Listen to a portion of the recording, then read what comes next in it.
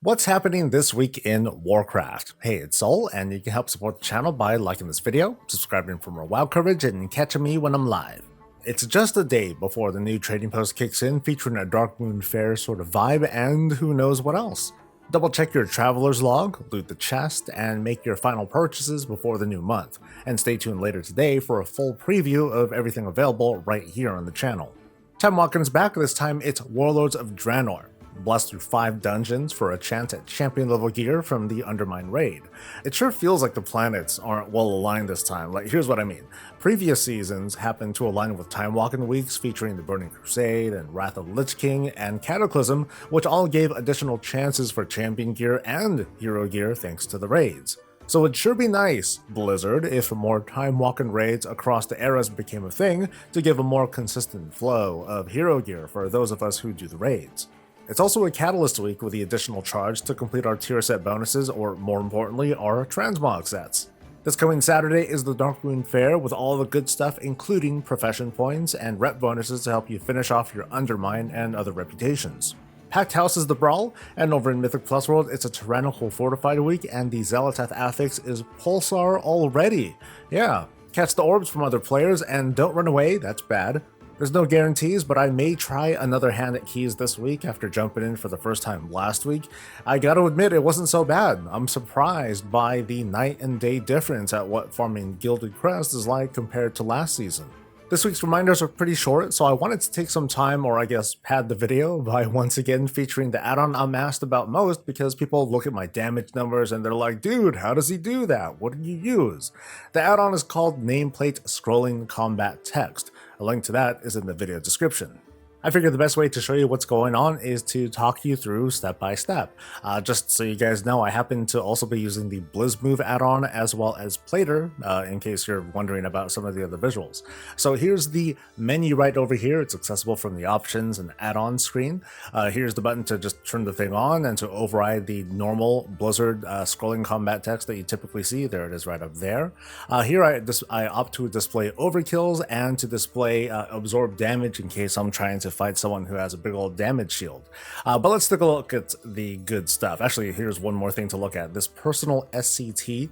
This is for those of you who want to use that personal resource bar right here in the middle of the screen, although it doesn't look like the middle of the screen in this shot. Sorry about that.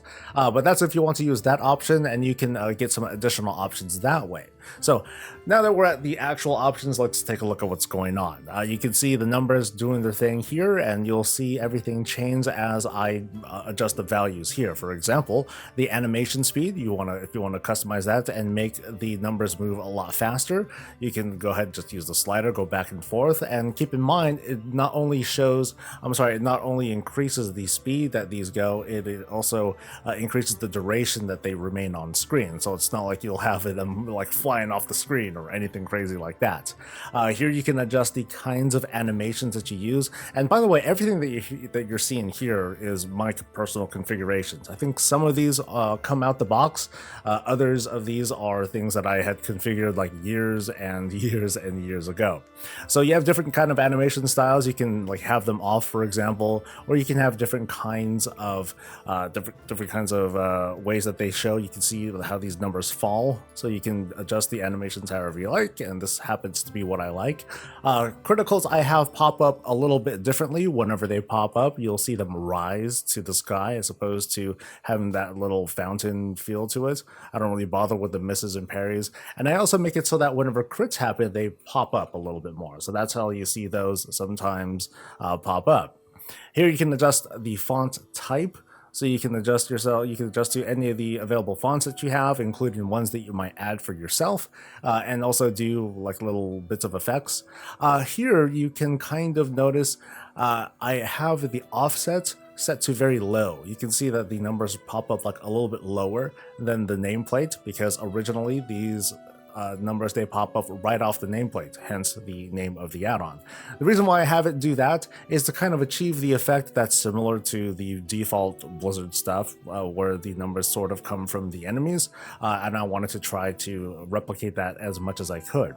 A little bit above this, you see the target strata, and I have it set to low so it doesn't get in the way of other important things, for example, nameplates. If I happen to set it extremely high, which is to promote this like the tooltip, you can kind of sort of see how the numbers overlap over the nameplates. Not really fond of that, so I have that changed. Another thing you can do is check this box if you wanted to have the behaviors of the damage numbers look a little bit different on targets that are not your own. So if you want to set it even further back, you can do that, or bring it up closer to the front.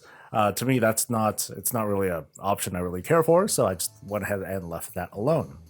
Down here, you can change or add the presence of the icon. Now, this is one of the cool things about this add-on, is that I can kind of sort of see at a quick glance the damage source of where some of these things are coming from. So I have it set to not be terribly big, and that's pretty much it. I just have it just kind of sit where it is. I'm going to move back up a little bit here to use the damage type color. This kind of refers to the kinds of elements that are being used from these different abilities. So like, for example, that bluish purplish thing, that's the proc from the Vile Contamination ability that comes from the Undermine weapons. So you'll see that they have a little bits of distinctions there. So you, like, depending on your class, you might see red for fire, blue for arcane, you know, that sort of stuff. So it's pretty cool. Down here are the additional options in case you wanted to use the personal resource bar in the middle of the screen. I just went ahead and left that alone, but it's basically the same thing, but instead of these tooltips, instead of this nameplate, it's your personal nameplate. And then finally down here, you can adjust a bit more of the text formatting. For example, of course, the size of the text. If you want it to be big, you can make it big. I have it set to 30, nice and easy. And a lot of these are self-explanatory here. One thing here is to display off-target text. So I have two targets here, and if I'm attacking, you can kind of see how the consecration numbers are much bigger on my actual target here versus the off targets here. So I do that to kind of differentiate, you know, where damage sources are coming from, so that way there's a little bit less clutter on screen. Down here is the embiggen option.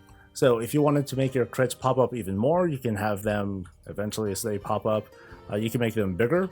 So let's see if we can make them pop. There we go. So that's nice and big. Or you can have it just like be the normal size, you know, or just otherwise uncheck this. It's no big deal.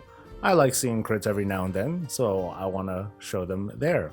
And you can have other things pop up and make them a little bit bigger as well. You can even set up a threshold so where you can hide damage that's below a certain amount. You can set it to much higher than 10,000, but you know, it's really whatever you want it to be. For me, that's not really a big deal. Finally, I want to show you this filters option. It's right over here on the left-hand side, just under the main header for nameplate SCT. I'll get this thing out of the way. What you can do here is add spells or spell IDs, if you happen to know them. Add them to this filter so that way you never see them again. So right now I have consecration set up here, and I can see, as you can see, I can throw my judgment just fine. Blessed Hammer is working just fine, but when I throw down consecration, it no longer shows up. So if you never want to see consecration again from your character, that's cool, that's totally fine. If you want to inverse this filter, you can make it so that everything else does not show up except for consecration, if you really wanted to go that route. Same thing happens for NPCs. You can add NPC numbers. So like here, I'll add this cleave training dummy. 225982 is the thing. I'll hit accept, and from here I should no longer see numbers from this target dummy at all ever again. Of course, if I hit the NPC filter, just like so, numbers will start showing up again, but if I were to try to hit something else, I am no longer going to see anything from Nevermind. That worked out just fine, because those are the same things, and that did not count. So that counts though. So that worked out just fine. So it's a very versatile add-on, very cool. I've been using it for years and years, and it hasn't really like failed on me, and it's being constantly updated, and so I suggest trying it out. Again, a link is in the video description. I hope all that helped, and that's going to be it for this week, at least so far, because you never know these days. Like, I'm still doing the move thing, and it's probably not going to be until next week when I risk it all and make the big move down to the new room. But, you know, for now, I'm still going to be here streaming and reacting and hanging with you all. So if you don't mind, be a friendly face and keep coming by for the videos and the streams. Like the video, subscribe for more WoW coverage, catch me live, and I'll catch you later. It's also a trading post week, so hey, you know how it goes. Bob's gonna take us out. Stay safe, stay healthy, and stay breezy. Hey look, it's a new month, come and join me. We're gonna do collecties. Cause tender is my breakfast, tender's what I breathe. Tender is the loot I collect from the corpses. Tender's running through my veins, tender's both my pleasure and pain. It's like coffee, tender's in my cup. Suddenly it's not cause I bought things. Check me on my badass broomstick mount. Got my tender than your mama can count. Done.